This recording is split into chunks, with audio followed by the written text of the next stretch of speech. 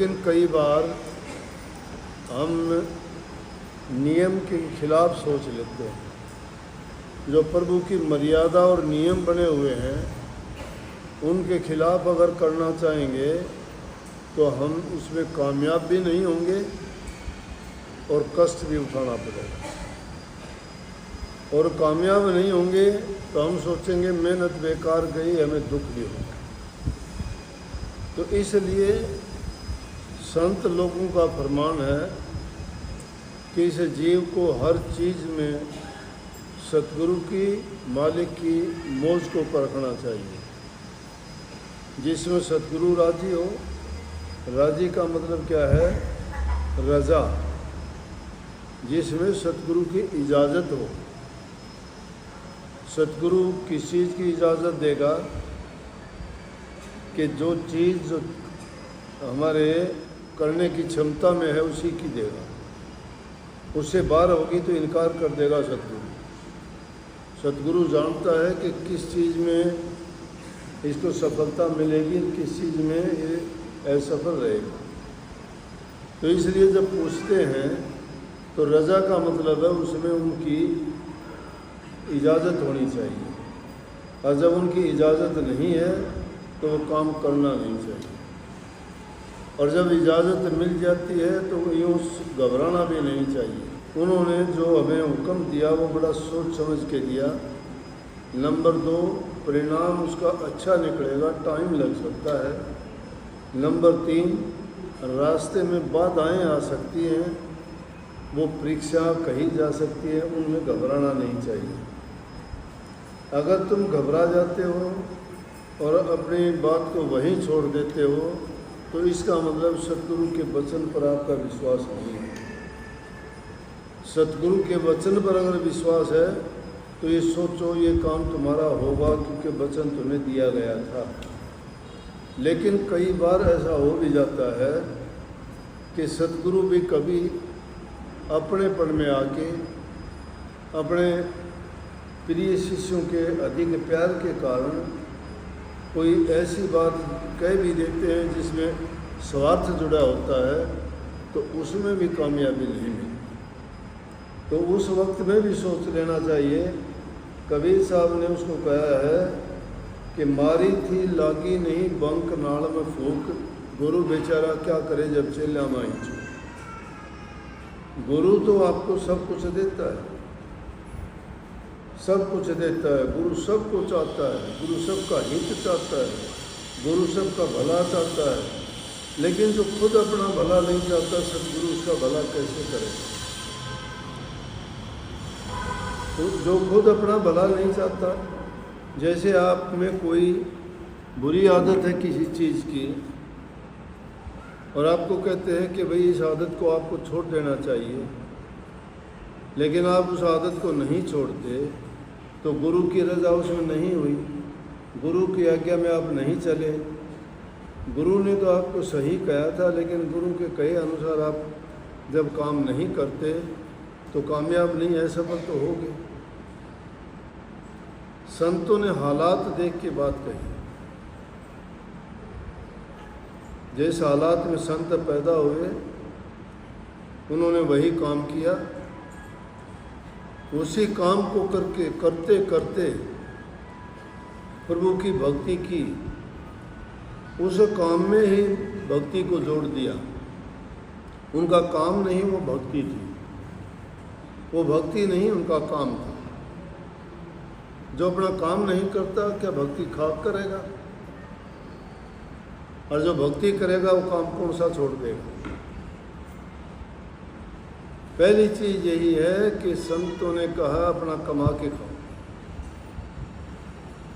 क्योंकि पेट खाली है, भूख है, ज़रूरत है आपको, उस चीज़ की तलब और तड़प रह जाएगी। भक्ति की तरफ कैसे चलोगे जब पेट आपका रोटियां मांगता है? जब भूख है आपकी, आपको चैन नहीं एक पल का भी, किस चीज़ को याद करोगे? आपका भजन, आपका भगवान, आपकी भक्ति तो रोटी होगी। पहले रोटी का इंतज़ाम करो। जो आदमी अपना कमा के नहीं खाता है, काम नहीं करता है, मेहनत नहीं करता है, इधर उधर से अगर वो खा पी के जीना चाहता है ये वो बेशक, क्योंकि शरीर है खाने पीने से चल देगा, लेकिन चलेगा कैसे कि जिस प्रकार से पेट्रोल की गाड़ी में अगर तुम डीजल डाल दोगे तो चले तो की, लेकिन थोड़े दिन में ही उसका इंजन वो खराब कर देगी, वो धुआं देगी, क्योंकि इंजन उसमें वो नहीं है। इसलिए ये तो ऐसा ही है खाना पीना। लेकिन संतों ने भी, कबीर साहब जैसे महापुरुषों ने भी, जब रोटी का इंतज़ाम नहीं हुआ तो उन्होंने कह दिया उस टाइम पे। एक समय ऐसा गुजरा, भगत लोग आगे, घर में 2 रोटी का खाना नहीं। अब कहते हैं कि संत अगर घर से भूखे जाएंगे तो मुझे लानत होगी, पाप लगेगा। अगर कोई घर आया हुआ इंसान तुम्हें भूखा अगर चला जाए तो बद दुआ दे के जाता है। दुआ आशीर्वाद होता है, दुआ फलीभूत होती है।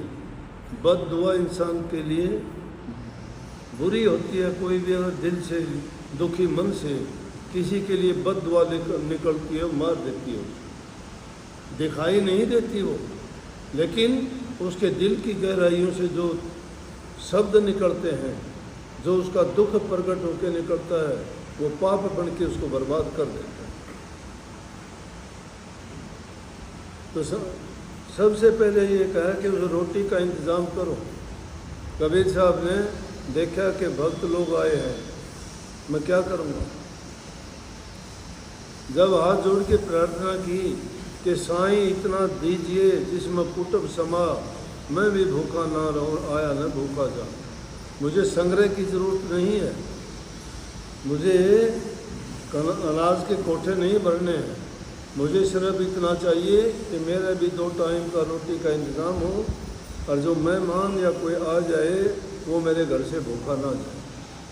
अगर कोई मेरे घर से भूखा जाएगा तो मुझे बहुत बुरा लगेगा, बड़ा पाप लगेगा। माड़ा तो कर्म फिरे, जी फिरे मुखमा, मनुआ तो 34 फिरे, ये तो सुमरना। मन तो इंसान का किधर घूमता है, माड़ा के मन के ठरकाता है, तो भक्ति नहीं है।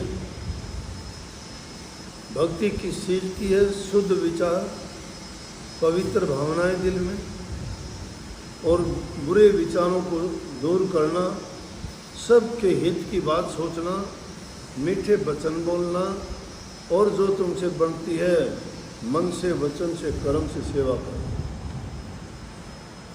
ये गुण जिसके अंदर आते हैं वही भक्ति कर सकता है। जिसको लालसा लगी हुई है, तड़प लगी हुई है संसारी चीज़ों की, भाग्या फिरता है मान बढ़ाई के लिए।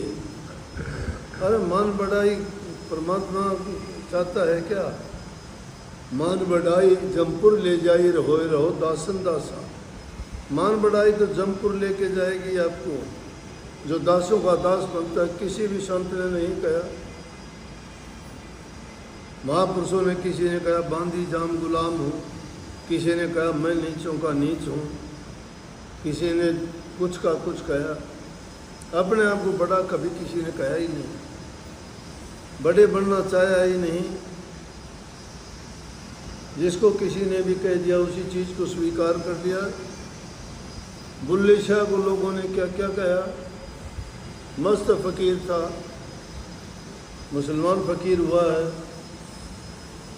लोग उसको काफिर कहने लगे कि तू काफिर है, खुदा की इबादत करने का तेरा तरीका गलत है, तू जो हमारे नियम के मुताबिक नहीं, नियम के विरुद्ध काम करता है। अपने आप से ही कहता है मस्ती में आके कि बुल्ला आशिक रबदा मलामत होवे लाख, दुनिया काफिर काफिर आखिरी तुआ हुआ हो बात। कि दुनिया तुझे काफिर कहती है, कोई बात नहीं बुल्ला, मस्त रहे, और तुझे काफिर कहते हैं, कहते हाँ भाई काफिर हूँ, हाँ भाई काफिर हूँ मैं। ये संतों की रीत है। दीनता होनी चाहिए, गरीबी होनी चाहिए, छोटे से छोटा निमाना अपने आप को मानना चाहिए। जो छोटा होता है वही बड़ा बनता है, जो बड़ा बनता है वो गिरता है। बड़ा बड़ा नहीं कि गिर जाए, प्रकृति का नियम है। बच्चा पैदा होता है, जवान होता है, बड़ा होता है, बुढ़ापे में गिर जाता है। पेड़ बोते हो, बड़े होते हैं, बड़े होने के बाद में पत्ते भी साथ छोड़ जाते हैं, ठोट हो जाता है, गिर जाता है, दीमक खा जाती है उसको। फसल बोते हो, थोड़े से समय में 6 महीने में पक के वही दाना पैदा होता है, बड़ा होता है, जवान होता है, उसमें वही उस जैसे दाने पैदा करता है, आप धराशायी हो जाता है। अगर वो बड़ा नहीं होता, छोटा अगर रहता, बोनाशाही पेड़ बनाते हो, सदा हरे भरे रहते, वो नहीं गिरते। बोने बना दिए तुमने उनको, छोटे बना दिए, गमलों में लगा दिए ना, बोनाशाही बोलते हैं उनको, वो नहीं गिरते, उनका अंत नहीं आता। इसलिए छोटे बन के जरो, कहाँ आप ज़मीन पे बैठे हुए हो, अगर गिरोगे कहाँ गिरोगे, यहाँ से नीचे चढ़ता है, वो गिरता है। ये चढ़ना नहीं है, चढ़ाई करो तो आध्यात्मिक दर्जों की करो। उन पे अगर चढ़ना चाहते हो आध्यात्मिक दर्जों की, तो उस नाम की कमाई करो। तो उसके लिए मैंने बताया, संतों ने कहा कि पहले अपने पेट पूजा का साधन बनाओ। अगर तुम्हारा पेट खाली है तो ये कोरी बातें अच्छी नहीं लगेंगी। जिसको भूख लगी हुई है उसको हम सत्संग वचन सुनाएं, उसका मन नहीं लगेगा उनमें। किसी को कोई पीड़ा है, दर्द है, मन में तकलीफ है, उसको ये बातें अच्छी यहाँ भी नहीं लगती। अब भी कोई और कोई लालसा लेके आया है, उन लोगों को भी ये बात अच्छी नहीं लगेंगी। हमारे वचन तो उन लोगों को लगेंगे जिनको बैराग है, जिनको अपने घर जाना है, जिनको ये दुनिया झूठी लगती है, सपना लगता है, जिनको ये दुनिया सच्ची लगती है, उनको ये वचन अच्छे नहीं लगते। उनको तो सुनना ही पसंद नहीं है। उनका यहाँ टिक पाना, बैठ पाना भी मुश्किल हो रहा है। उनको बैठने में ही दिक्कत आ रही है कि कैसे उठे अब। ये बात उनकी समझ से बाहर है।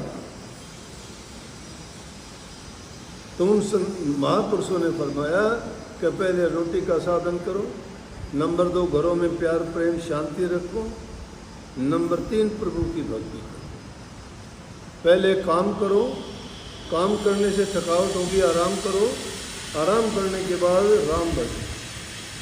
काम आराम राम, पहले काम करो।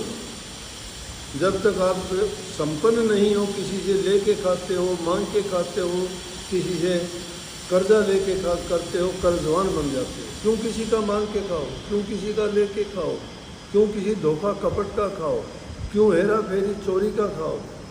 जैसी चीज़ तुम खाओगे वैसे तुम्हारे ख्याल और विचार बढ़ के तुम्हारा जीवन वैसा ही हो जाएगा, और वैसा ही हो जाएगा, उसका परिणाम नतीजा भी वैसा ही होगा। सच्चे के रास्ते में बाधाएं रोड़े बहुत आते हैं, लेकिन उनसे घबरा के छोड़ना नहीं। जीत सच्चाई की होती है। सच के रास्ते पे चलने वाले कभी हार नहीं होते।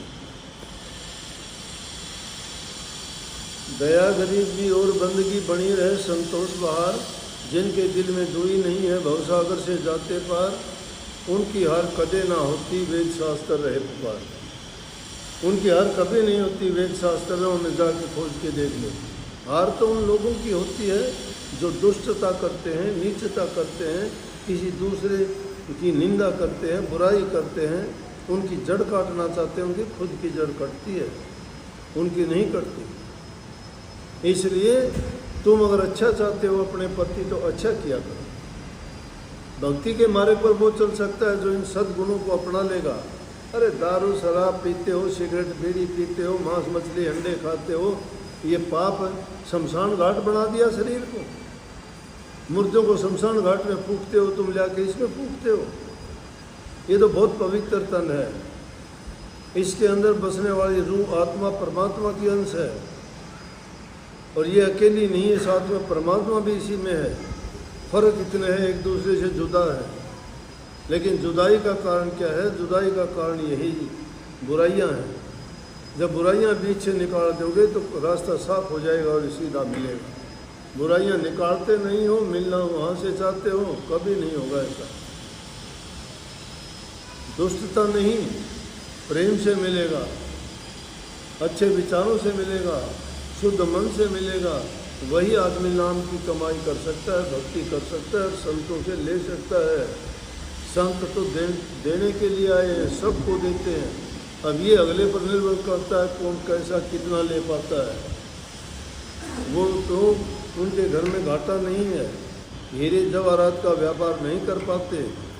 हीरे जवाहरात का व्यापार सत्संग में सदगुरु बताते हैं, लेकिन दुनियादारी की चीज़ों में जो लिपट के और उनमें फंस के अपने जीवन को बर्बाद करते हैं, वो ना इधर के ना उधर के। इधर के तो इसलिए नहीं कि उसको भी सुख से नहीं जी सकते, और यहाँ से जाओगे तो अपना परिणाम कर्मों का भोगोगे तो वहाँ के भी नहीं रहे। दुविधा में दोनों गए, माया मिली न राम। दुविधा में मत रहो, एक तरफ लग जाओ। वो लगना एक तरफ एक ही है, प्रभु की ओर, एक, सिर्फ एक, उसी की तरफ लग जाओ। दो ही नहीं होनी चाहिए, दूसरा नहीं होना चाहिए। जब ऐसे ख्याल होंगे तो आप समझो कि आपने अपने जीवन को सार्थक कर लिया है। जिस उद्देश्य को लेके आप जीवन में आए थे वो काम पूर्ण हो गया। सबको बहुत बहुत आशीर्वाद। राधा